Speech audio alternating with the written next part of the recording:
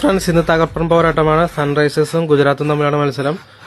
ഗുജറാത്താണെങ്കിൽ കഴിഞ്ഞ തവണ 8 വിക്കറ്റിനെയാണ് ബാംഗ്ലൂരിനെ തോൽപ്പിച്ചു വരുന്നത്.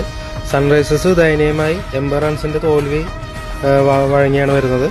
അപ്പോൾ ഇത്തവണത്തെ മത്സരം നടക്കുന്നത് ഹൈദരാബാദിൽ വെച്ചാണ്. അപ്പോൾ സൺറൈസേഴ്സിന്റെ ഒരു കംബാക്ക് നമുക്ക് പ്രതീക്ഷിക്കാം.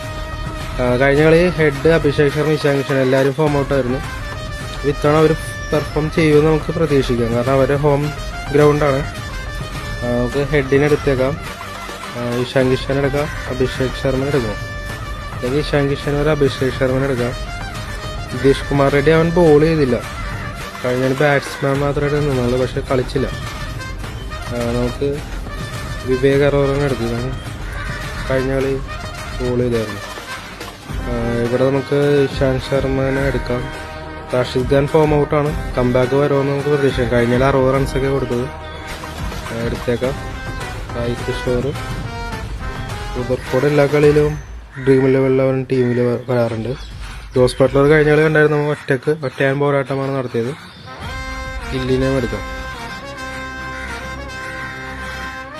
ഇപ്പം നമ്മുടെ ടീം